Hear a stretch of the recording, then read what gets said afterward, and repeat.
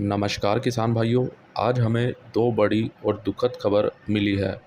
कल मध्य प्रदेश में हमारे एक किसान भाई ने फांसी लगा ली और वो शहीद हो गए। ईश्वर उनकी आत्मा को शांति दे और भगवान उनके परिवार को इस दुख को सहने की शक्ति दे। वे सदा हमारे दिल में ही जिंदा रहेंगे और साथ रहेंगे। और कुछ चंद लाइनें मैं यहाँ पे रखना चाहूँगा। बुझ गया जो दिया आज धरती पर कहीं, देखना कल सितारा बनके आसमान में चमकेगा। और दूसरे, महाराष्ट्र में हमारे एक प्रसिद्ध प्याज व्यापारी भाई नीलेश कोठेवड़े जी की 43 वर्ष की आयु में कल शाम 7 बजे दिल का दौरा पड़ने से निधन हो गया। ईश्वर उनकी आत्मा को भी शांति दे और भगवान उनके परिवार को इस दुख को सहने की शक्ति दे। एक बात यहाँ पे मैं बोलना चाहूँगा इस दुख की घड़ी में कि हमारे किसान भाई की क्या गलती थी। आखिरकार उन्होंने फांसी क्यों लगाई? क्या उनकी गलती यही थी कि उन्होंने प्याज या लहसुन का उत्पादन ज़्यादा करा? क्या उनकी गलती यही थी कि उन्होंने इसको स्टॉक करके रखा? क्या उनकी गलती यही थी कि उनको भाव कम मिल रहे हैं? देखो किसान भाइयों, सरकार इस बार बिल्कुल भी ध्यान नहीं दे रही हमारे किसान भाइयों की ओर। खासकर हमारे ऐसे कृषि मंत्री जिनको ये तक नहीं पता कि उनके डिपार्टमेंट में यानी कि उनके विभाग में प्याज या लहसुन आता भी है या फिर नहीं। और हमारे भारत को कृषि प्रधान देश बोला जाता है। तो आज जो स्थिति भारत की बनी हुई है, आने वाले समय में अगर ये स्थिति और ज़्यादा ख़राब हो जाती है और कहीं ना कहीं हमें जो अनाज अभी मिलता है, आम जनता तक जो अनाज अभी पहुंचता है, मुझे लगता नहीं वो दिन दूर नहीं है कि जब आम जनता को इसी गेहूं के लिए, इसी प्याज के लिए, इसी लहसुन के लिए 100-100 रुपये तक देने पड़ेंगे। लेकिन मैं आप सभी किसान भाइयों से हाथ जोड़ के विनती करना चाहूँगा, ज़िंदगी में हंसना रोना सुख दुख चलता है, लेकिन उसको आप अपने व्यापार से जोड़कर ना देखें। व्यापार में भी उतार चढ़ाव देखने को मिलते हैं जैसे कि ज़िंदगी में देखने को मिलते हैं। तो दोनों को हमें अलग रखना चाहिए और हमें ये सोचना चाहिए कि आज हमें कहीं न कहीं व्यापार में थोड़ा घाटा हो रहा है, नुकसान हो रहा है, तो आने वाला समय हमारे लिए अच्छा रहेगा। क्योंकि हम बस व्यापार को देखते हैं और हम ये नहीं देखते कि हमारा एक हँसता-खेलता परिवार भी है और उसके बाद हम ये कदम उठाते हैं। तो किसान भाइयों, आज आप शपथ लें कि आप ऐसा कोई भी कदम आने वाले समय में या फिर अभी कभी भी नहीं उठाएँगे और हम अपने हँसते-खेलते परिवार के साथ हम भी हँसते-खेलते रहेंगे। तो आइए वीडियो को करते हैं शुरू। आज दिन शुक्रवार, दिनांक 16 सितंबर 2022। कल रात से ही मध्य प्रदेश में लगातार बारिश हो रही है। आज रतलाम मंडी और इंदौर मंडी में भी सुबह से ही बारिश के चलते प्याज आवकें तो कम रही और साथ ही प्याज, लहसुन और आलू में मांग भी कम देखने को मिल रही है। क्या आपके क्षेत्र में किसान भाइयों बारिश हो रही है या फिर नहीं? नीचे कमेंट में अवश्य बताएं और क्षेत्र का नाम भी अवश्य लिखें। अब बात करें, हाल ही में भारतीय वाणिज्य मंत्रालय या फिर यूँ कहें हमारी सरकार ने परसों एक प्याज भाव को लेकर आंकड़ा जारी किया है।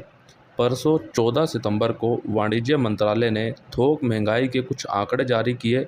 इन आंकड़ों के अनुसार पिछले वर्ष की तुलना में इस वर्ष जनवरी महीने से अगस्त महीने तक 8 महीनों में प्याज भाव में बढ़ोतरी का सूचकांक -22% है।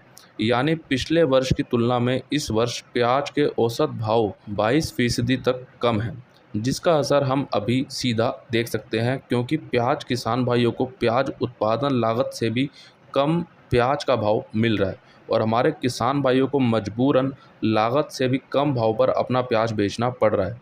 इसके कारण आगे भविष्य में प्याज का रकबा घटने की पूरी संभावना दिख रही है। अब एक बात यहाँ पे साफ साफ दिखती है कि जब भारत का वाणिज्य मंत्रालय खुद इस आंकड़े को सामने रखता है लाकर, वो खुद अपना डाटा रखते हैं, तो उनको दिखता है कि हमारे किसान भाइयों को यहाँ से नुकसान हो रहा है। उसके बाद भी सरकार कोई भी कदम उठाने के लिए तैयार नहीं है। अगर अभी हाल ही में प्याज भाव 50 रुपये तक, 100 रुपये तक चले जाते हैं तो अभी तुरंत रात की रात में सरकार कुछ ना कुछ नोटिफिकेशन जारी कर देती है और कुछ ना कुछ ऐसे कदम उठाती है कि प्याज भाव को वहाँ से कम किया जाए। लेकिन क्या सरकार के पास ऐसा कोई फॉर्मूला नहीं है? क्या ऐसे कुछ कदम नहीं है जिनसे कि अभी प्याज भाव में सुधार किया जाए और हमारे किसान भाइयों को यहाँ पे भाव अच्छा मिल सके और उनको यहाँ से फ़ायदा हो सके? और अभी हाल ही में हमारे किसान भाइयों की जो स्थिति बनी हुई है, इसको देखते हुए हमारे किसान भाई भी गलत कदम उठाने पर मजबूर हैं और हमारी सरकार तक ये बात साफ तौर पर पहुंच रही है। उसके बाद भी सरकार इन सब चीज़ों को देखते हुए भी अनदेखा कर रही है। और अब बात करें, पिछले काफ़ी दिनों से हम देख रहे हैं या फिर पिछले 1-2 महीनों से कहीं न कहीं प्याज निर्यात में जो हमें जोश दिखना चाहिए वो नहीं दिख रहा। अभी बाहरी देशों से प्याज निर्यात बढ़ना चाहिए, क्योंकि इन दिनों में बाहरी देशों से भारतीय प्याज की एक अच्छी मांग बनती है। और साथ ही अब प्याज निर्यात पर सब्सिडी भी हमारी भारतीय सरकार को देनी चाहिए, हमारे प्याज निर्यातक भाइयों को, हमारे प्याज व्यापारी भाइयों को, जिससे कि प्याज निर्यात में बढ़ोतरी यहाँ से हो सके।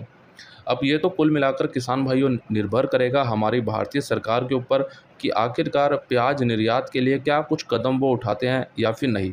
कल के वीडियो में हमने जैसा कि बात किया था, नाफेड का जो प्याज का बफर स्टॉक है उसको दूसरे देशों में ही भेज दिया जाता है, तो कहीं ना कहीं हमारे भारत में अभी प्याज भाव में सुधार होने के चांस बढ़ जाते हैं और हमारे किसान भाइयों को यहाँ से प्याज का भाव अच्छा मिल सकता है।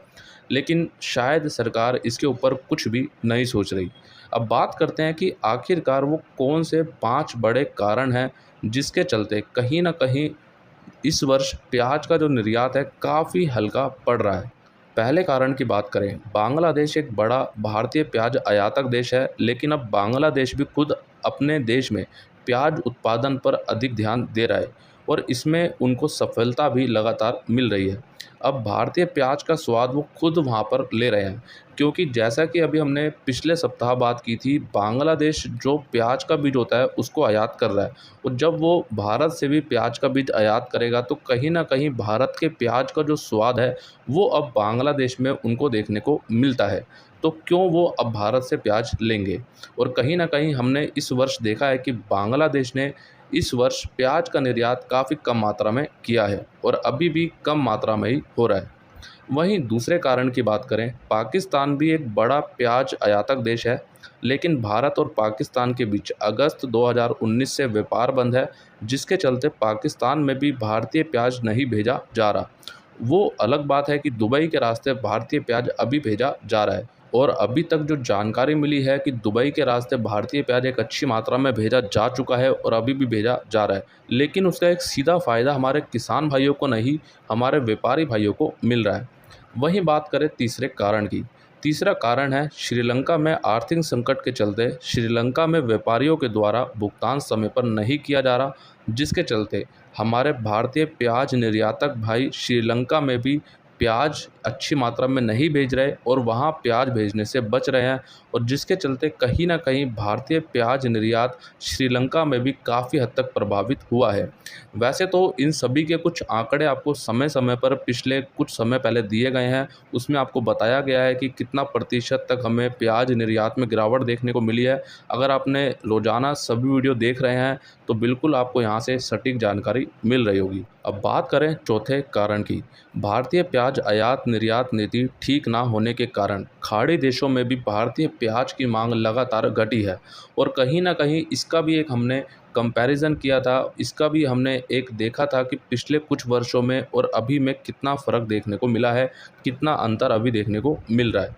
और ये सीधी सी बात है किसान भाइयों, जो हमारे भारतीय प्याज आयात निर्यात नीति है वो बिल्कुल भी ठीक नहीं है। कभी भी बंद कर देना, कभी भी चालू कर देना, इसके चलते कहीं ना कहीं खाड़ी देशों पर भी इसका असर देखने को मिला है। और वहीं बात करें पांचवें कारण की, नेपाल में भी भारतीय प्याज निर्यात किया जा रहा है और समय समय पर भारतीय प्याज नेपाल में भी निर्यात किया जाता है, लेकिन भारतीय प्याज निर्यातक और व्यापारी भाई थोड़ा कम प्याज निर्यात कर रहे हैं, क्योंकि आजकल दूसरे देश से पैसा निकालना थोड़ा सा मुश्किल हो गया है। अक्सर किसान भाइयों हम देखते हैं कि जब भी हम अपने प्याज को दूसरे देशों में भेजते हैं तो केवल एक ही डर होता है कि हम वहाँ से जो हमने प्याज भेजा है उस पैसे को कैसे लें, क्योंकि कई बार क्या होता है कि हम लोग जो बिक्री पर प्याज बेचते हैं उसमें क्या होता है कि हम अपना प्याज तो भेज देते हैं, अब उसके बाद सामने वाला कभी बोलेगा कि आपका प्याज इतना ख़राब निकला, इतना आपका प्याज पानी छोड़ रहा है, या फिर वो समय पर पेमेंट नहीं कर रहे हैं, बोलते हैं कि आज करेंगे, कल करेंगे। तो ये कुछ जो समस्याएँ हैं, जो परेशानी है वो देखने को मिलती हैं, जिसके चलते हमारे जो बड़े-बड़े व्यापारी भाई या जो बड़े-बड़े प्याज निर्यातक भाई हैं, वो भी थोड़ा-सा सतर्क हो गए हैं। देखो किसान भाइयों, ये जो बातें हैं मैं आपको तभी बताता हूँ जब मैं खुद हमारे प्याज निर्यातक भाइयों से, हमारे व्यापारी भाइयों से बात करता हूँ, और ये सभी जो उनका अनुभव है उन्होंने मुझे बताया है। उन्होंने ऐसी-ऐसी बातें बताई हैं कि करण भाई, बस प्याज निर्यात अभी जो हो रहा है, बस वो हो रहा है, क्योंकि अभी हमें पता है कि हम कितनी मुश्किल में हैं, उनका ऐसा कहना है। तो कहीं न कहीं किसान भाइयों, जिस देश में जब उनको पूरी तरह से सेफ्टी नहीं मिलेगी पेमेंट को लेकर, तो प्याज निर्यात तो कम होगा ही।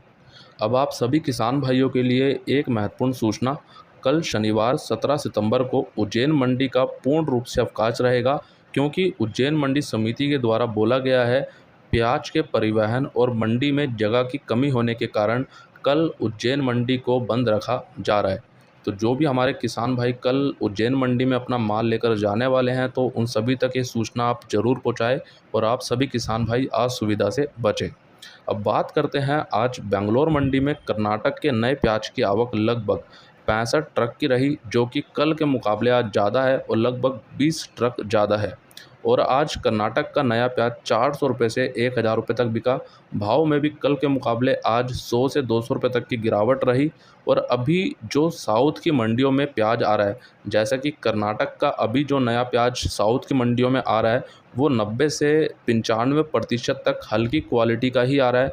वो इतनी अच्छी क्वालिटी नहीं है कि जिसका भाव अच्छा दिया जा सके, और ये बात खुद हमारे वहाँ के व्यापारी भाइयों ने बताई है। और जैसा कि इसकी बात हम आज से लगभग 1 महीना पहले ही कर चुके थे कि कहीं न कहीं इस वर्ष जो साउथ का प्याज आएगा, उसकी भी क्वालिटी हल्की रहेगी, क्योंकि जब हमारा गर्मी वाला प्याज ही नहीं टिक रहा, तो नया लाल प्याज कहाँ से टिकेगा। और अब बात करें प्याज निर्यात की। कल 15 सितंबर को कुल 151 ट्रक बांग्लादेश में निर्यात किए गए, जिसमें मेहंदीपुर बॉर्डर से 36 ट्रक, हिल्ली बॉर्डर से 23 ट्रक, पेट्रापोल बेनापोल बॉर्डर से 58 ट्रक और गोजडांगा बॉर्डर से 34 ट्रक बांग्लादेश में निर्यात किए गए। और गोजडांगा बॉर्डर पर लगभग कल 10 ट्रक का बैलेंस भी हमें देखने को मिला। वहीं कल गोजडांगा बॉर्डर से मध्य प्रदेश का सुपर बढ़िया क्वालिटी का प्याज भारतीय रुपये के हिसाब से 14 रुपये से 19 रुपये तक, और नासिक का सुपर मीडियम मोटा प्याज 20 रुपये से 21 रुपये तक, नासिक का गोल्टा गोल्टी प्याज 17 रुपये से 20 रुपये तक, और साउथ का प्याज लगभग 18 रुपये से 20 रुपये तक बांग्लादेश में भेजा गया है। तो आइए किसान भाइयों, अब देख लेते हैं आज की इंदौर मंडी की पूरी रिपोर्ट और जान लेते हैं आज सबसे पहले लहसुन का भाव।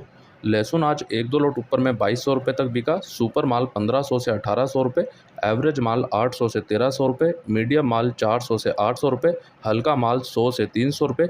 और आज लहसुन की आवकें लगभग 10,000 कट्टों की रही। कल के मुकाबले आज लहसुन की आवकें कम रही और आज लहसुन में भाव लगभग कल के मुकाबले सामान्य देखने को ही मिला। वहीं बात करें प्याज की, प्याज आज 1-2 लोट ऊपर में 1200 रुपये तक बिका। सुपर माल 1000 से 1100 रुपये, एवरेज माल 700 से 900 रुपये, गोल्टा माल 600 से 900 रुपये, गोल्टी माल 300 से 500 रुपये, छांटन माल 200 से 500 रुपये। और आज आवक इंदौर मंडी में प्याज की लगभग 50,000 से 60,000 कट्टों की रही, जो कि कल के मुकाबले आज कम होती दिखी है। वहीं प्याज में भी भाव कल के मुकाबले आज सामान्य देखने को ही मिला। अब बात करें आलू की, चिप्स आलू बिका 1000 से 1500 रुपये, एलआर आलू 1000 से 1500 रुपये, ज्योति आलू 1000 से 1600 रुपये, गुल्ला माल 700 से 1100 रुपये, छांटन माल 400 से 700 रुपये। और आज आलू की आवक लगभग 6000 से 6500 कट्टों की रही, जो कि कल के मुकाबले आज कम है। वहीं आलू में भाव आज थोड़ा बहुत मंदा देखने को मिला है। तो कुल मिलाकर किसान भाइयों, जैसा कि हमने वीडियो के शुरू में ही बात करी, आज सुबह से ही लगातार मध्य प्रदेश में बारिश हो रही है। रतलाम और इंदौर मंडी में भी बारिश थी, तो कहीं ना कहीं आवकें कम रही और भाव लगभग आज सामान्य देखने को मिले। तो किसान भाइयों, आज के इस वीडियो में इतना ही। अगर आपका कोई भी सवाल हो, कमेंट बॉक्स में ज़रूर पूछें। मिलते हैं आप सभी से एक अगली और नई वीडियो में। जय जवान जय किसान।